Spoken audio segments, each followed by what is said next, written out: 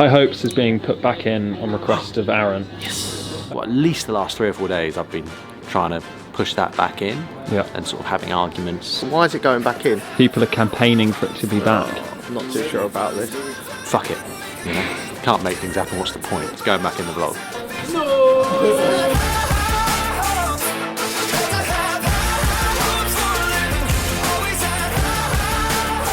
Morning, young man. Hello, how are you? Glad, how are you? No wonder Tom Bore's not replying to me because he's quite frankly in front of the O2's crowd.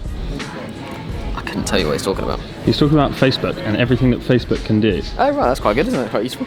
Do you know all of this stuff? I taught Tom, Frankie and Emily everything they know. No. It's impossible for me to know everything about what's working, what's not, because those guys are doing it every single day and I'm not doing that as much as I was. And social changes all the time. Things that I was doing and what worked 2, 3, 4 years ago certainly doesn't work now. How do you kind of keep up to date with everything? I suppose it's my hobby as much as it's my work. I just like solving problems, and the problem was always how cheaply can we buy something that works. Yeah. You got a busy day? I have actually.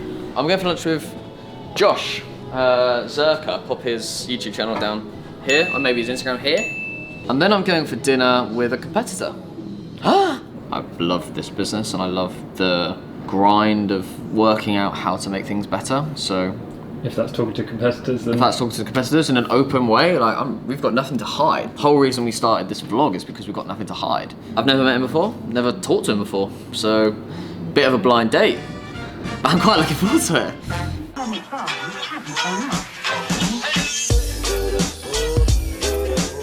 Hello vlog.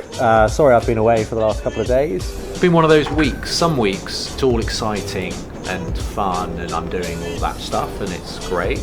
And other weeks it's hard and not as exciting. A lot of dull stuff, unless you're an accountant or a lawyer. You know, it's always valuable. Long term it's valuable to do the stuff you don't want to do. And so yeah, just getting my head back into day-to-day of the business really. I spoke to Nick last night. He's having a good month. Cool, so about to meet a world famous underwear brand, so we'll let you know how it goes.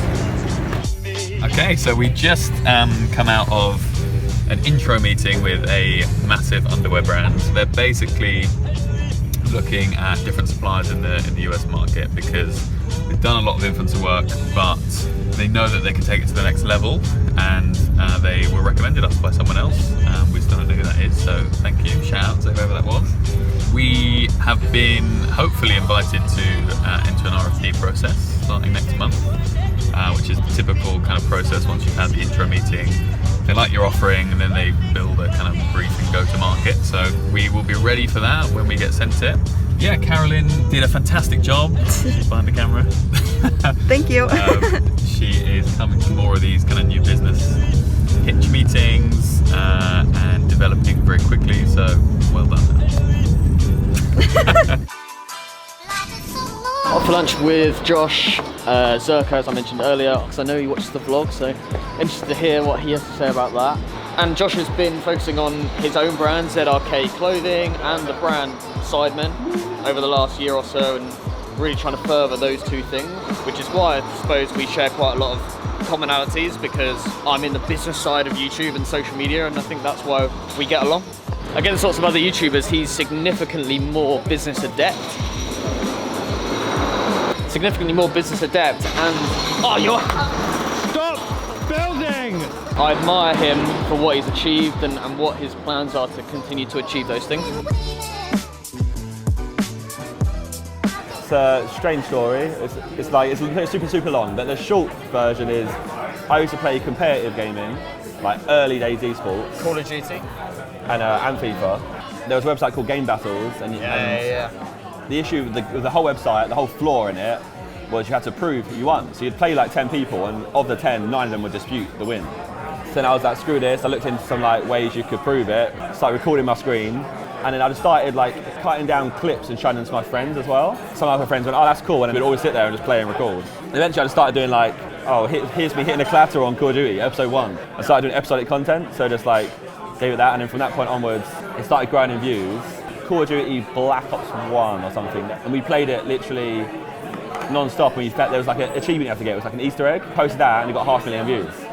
Like, because everyone was searching how to do it. And from the get-go, it was just like views. Yeah, that's history from there on. That was the key. That was literally, so I stumbled into it. It wasn't a thing. And I just... You invented YouTube? No. No. Morning all. Different route for me into work today as I refuse to get a terrible coffee from Paris Baguette, who are our local barista. Every time you ask for flat white, you get a really milky latte. So review of the coffee, 6 out of 10. Still makes it better than Paris Baguette. You can tell it's going to be a flat white by the size. Quick snapshot of today.